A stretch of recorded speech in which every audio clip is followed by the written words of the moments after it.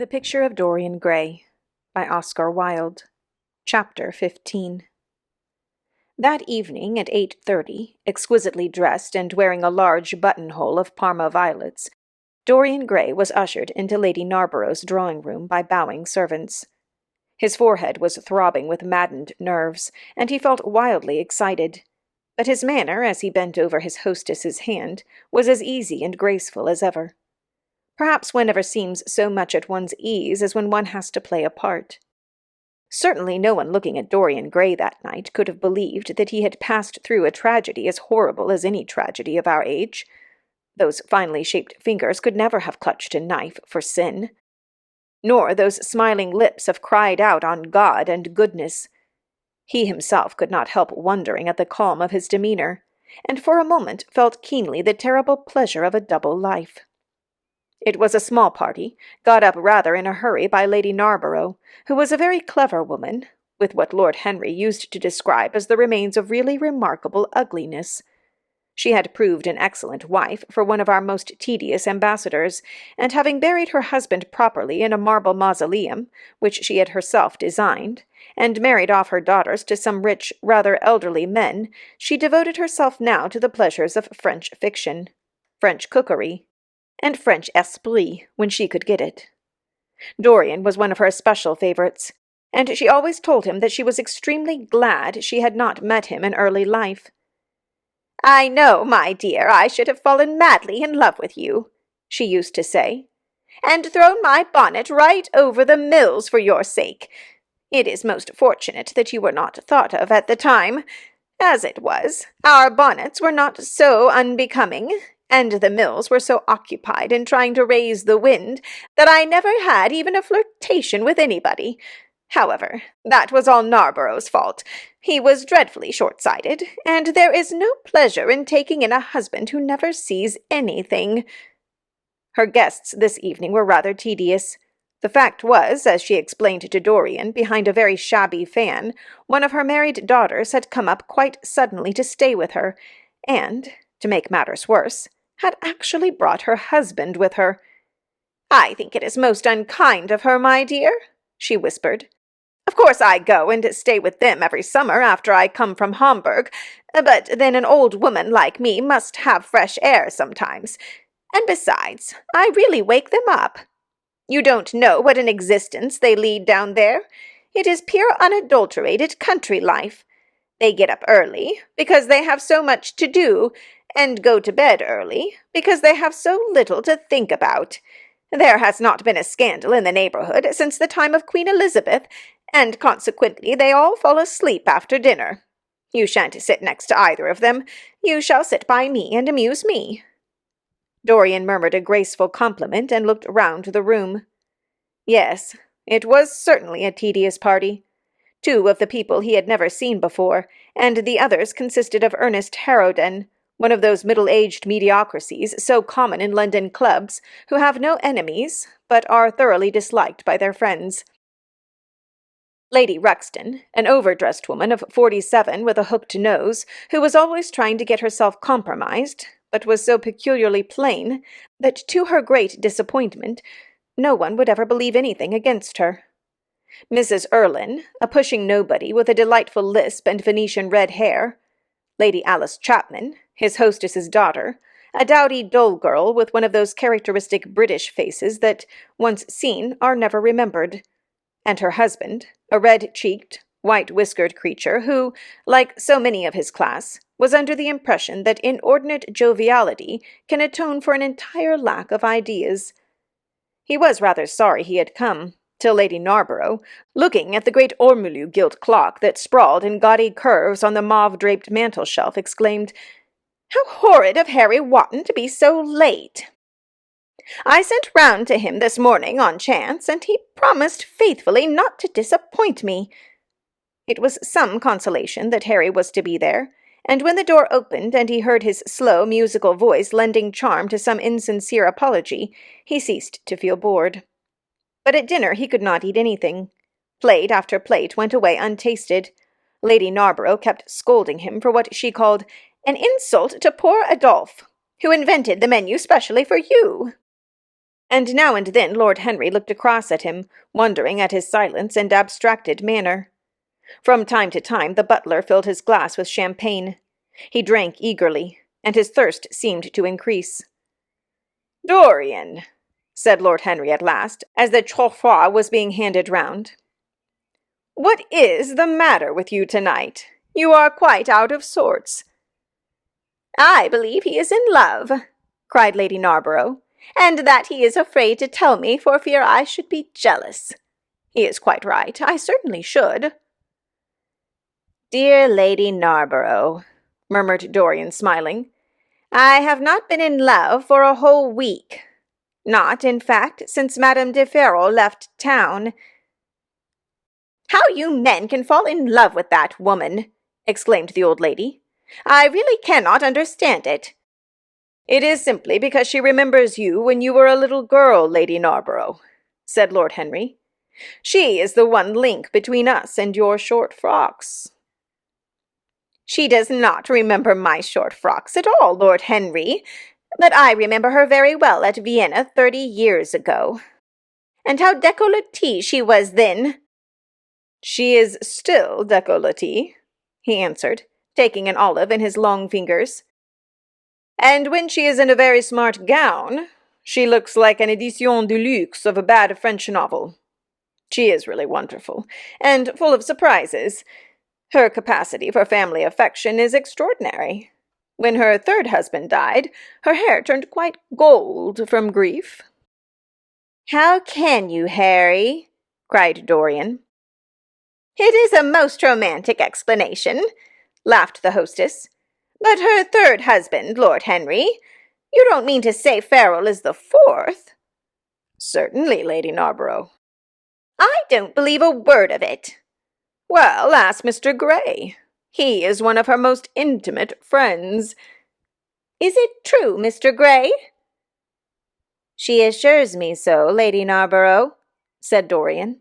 "I asked her whether, like Marguerite de Nevers, she had their hearts embalmed and hung at her girdle. She told me she didn't, because none of them had any hearts at all." "4 husbands? Upon my word, that is trop de zèle." "Trop d'ordre, I tell her," said Dorian. "Oh, she is audacious enough for anything, my dear. And what is Ferrol like? I don't know him." "The husbands of very beautiful women belong to the criminal classes," said Lord Henry, sipping his wine. Lady Narborough hit him with her fan. "Lord Henry, I am not at all surprised that the world says that you are extremely wicked." "But what world says that?" asked Lord Henry, elevating his eyebrows. "It can only be the next world. This world and I are on excellent terms."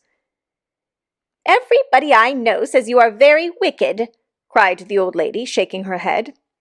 Lord Henry looked serious for some moments. "It is perfectly monstrous," he said at last. "The way people go about nowadays, saying things against one behind one's back that are absolutely and entirely true." "Isn't he incorrigible?" cried Dorian, leaning forward in his chair. "I hope so," said his hostess, laughing. "But really, if you all worship Madame du Ferrol in this ridiculous way, I shall have to marry again so as to be in the fashion." "You will never marry again, Lady Narborough," broke in Lord Henry. "You were far too happy. When a woman marries again, it is because she detested her first husband. When a man marries again, it is because he adored his first wife. Women try their luck. Men risk theirs." "Narborough wasn't perfect," cried the old lady. "If he had been, you would not have loved him, my dear lady," was the rejoinder. "Women love us for our defects. If we have enough of them, they will forgive us everything, even our intellects. You will never ask me to dinner again after saying this, I am afraid, Lady Narborough, but it is quite true." "Of course it is true, Lord Henry. If we women did not love you for your defects, where would you all be? Not one of you would ever be married. You would be a set of unfortunate bachelors. Not, however, that would alter you much. Nowadays all the married men live like bachelors, and all the bachelors like married men." "Fin du siècle," murmured Lord Henry. "Fin du globe," answered his hostess. "I wish it were fin du globe," said Dorian with a sigh. "Life is a great disappointment." "Ah, my dear," cried Lady Narborough, putting on her gloves, "don't tell me that you have exhausted life. When a man says that, one knows that life has exhausted him. Lord Henry is very wicked, and I sometimes wish that I had been. But you are made to be good. You look so good. I must find you a nice wife. Lord Henry, don't you think that Mr. Gray should get married?" "I am always telling him so, Lady Narborough," said Lord Henry with a bow. "Well, we must look out for a suitable match for him. I shall go to Debrett carefully tonight and draw out a list of all the eligible young ladies." "With their ages, Lady Narborough?" asked Dorian. "Of course, with their ages. Slightly edited. But nothing must be done in a hurry. I want it to be what the Morning Post calls a suitable alliance, and I want you both to be happy." "What nonsense people talk about happy marriages!" exclaimed Lord Henry. "A man can be happy with any woman, as long as he does not love her." "Ah, what a cynic you are!" cried the old lady, pushing back her chair and nodding to Lady Ruxton. "You must come and dine with me soon again. You are really an admirable tonic, much better than what Sir Andrew prescribes for me. You must tell me what people you would like to meet, though. I want it to be a delightful gathering." "I like men who have a future and women who have a past," he answered. "Or do you think that would make it a petticoat party?" "I fear so," she said, laughing as she stood up. "1,000 pardons, my dear Lady Ruxton," she added. "I didn't see you hadn't finished your cigarette." "Never mind, Lady Narborough. I smoke a great deal too much. I am going to limit myself for the future." "Pray don't, Lady Ruxton," said Lord Henry. "Moderation is a fatal thing. Enough is as bad as a meal. More than enough is as good as a feast." Lady Ruxton glanced at him curiously. "You must come and explain that to me some afternoon, Lord Henry. It sounds a fascinating theory," she murmured as she swept out of the room. "Now mind you don't stay too long over your politics and scandal," cried Lady Narborough from the door. "If you do, you are sure to squabble upstairs." The men laughed, and Mr. Chapman got up solemnly from the foot of the table and came up to the top. Dorian Gray changed his seat and went and sat by Lord Henry. Mr. Chapman began to talk in a loud voice about the situation in the House of Commons. He guffawed at his adversaries. The word doctrinaire, word full of terror to the British mind, appeared from time to time between his explosions. An alliterative prefix served as an ornament of oratory. He hoisted the Union Jack on the pinnacles of thought. The inherited stupidity of the race, sound English common sense he jovially termed it, was shown to be the proper bulwark for society. A smile curved Lord Henry's lips, and he turned round and looked at Dorian. "Are you better, my dear fellow?" he asked. "You seemed rather out of sorts at dinner." "I am quite well, Harry. I'm tired. That is all." "You were charming last night. The little Duchess is quite devoted to you.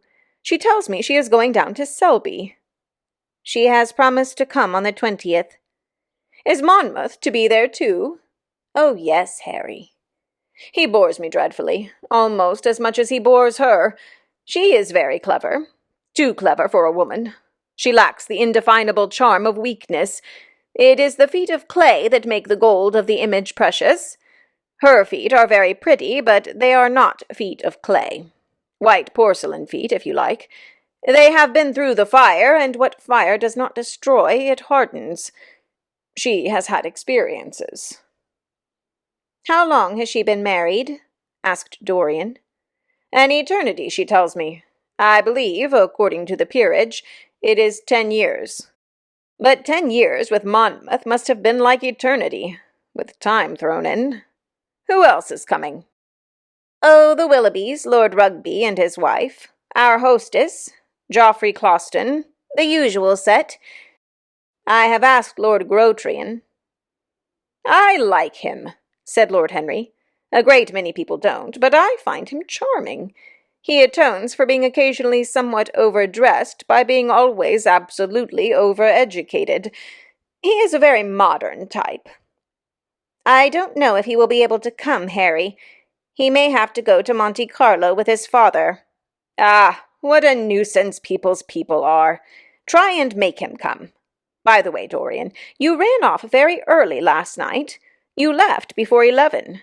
What did you do afterwards? Did you go straight home?" Dorian glanced at him hurriedly and frowned. "No, Harry," he said at last. "I did not get home till nearly 3.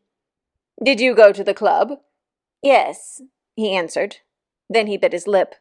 "No, I don't mean that. I didn't go to the club. I walked about. I forget what I did. How inquisitive you are, Harry. You always want to know what one has been doing. I always want to forget what I have been doing. I came in at 2:30, if you wish to know the exact time.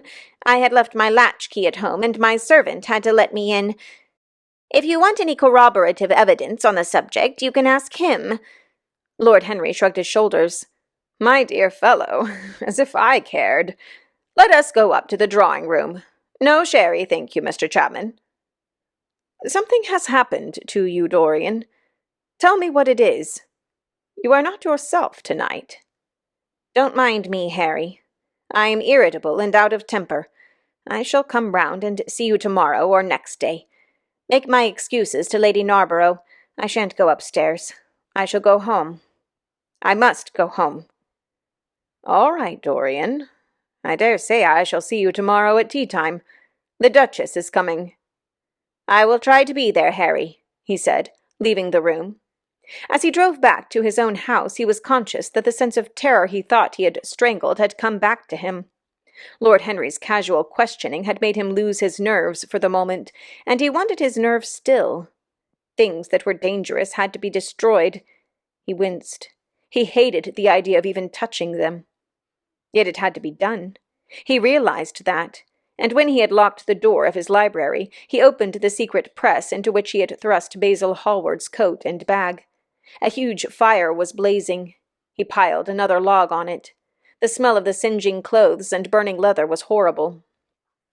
It took him 3/4 of an hour to consume everything. At the end he felt faint and sick, and having lit some Algerian pastilles in a pierced copper brazier, he bathed his hands and forehead with a cool musk-scented vinegar. Suddenly he started. His eyes grew strangely bright, and he gnawed nervously at his upper lip. Between 2 of the windows stood a large Florentine cabinet, made out of ebony and inlaid with ivory and blue lapis. He watched it as though it were a thing that could fascinate and make afraid, as though it held something that he longed for and yet almost loathed. His breath quickened. A mad craving came over him. He lit a cigarette and then threw it away. His eyelids drooped till the long fringed lashes almost touched his cheek. But he still watched the cabinet. At last he got up from the sofa on which he had been lying, went over to it, and having unlocked it, touched some hidden spring. A triangular drawer passed slowly out. His fingers moved instinctively towards it, dipped in and closed on something. It was a small Chinese box of black and gold dust lacquer, elaborately wrought, the sides patterned with curved waves, and the silken cords hung with round crystals and tasseled and plaited metal threads. He opened it. Inside was a green paste, waxy in luster, the odor curiously heavy and persistent. He hesitated for some moments with a strangely immobile smile upon his face. Then, shivering, though the atmosphere of the room was terribly hot, he drew himself up and glanced at the clock. It was 20 minutes to 12. He put the box back, shutting the cabinet doors as he did so, and went into his bedroom. As midnight was striking bronze blows upon the dusky air, Dorian Gray dressed commonly, and with a muffler wrapped round his throat, crept quietly out of his house. In Bond Street he found a hansom with a good horse. He hailed it, and in a low voice gave the driver an address. The man shook his head. "It is too far for me," he muttered. "Here is a sovereign for you," said Dorian. "You shall have another if you drive fast." "All right, sir," answered the man. "You will be there in an hour." and after his fare had got in he turned his horse round and drove rapidly towards the river.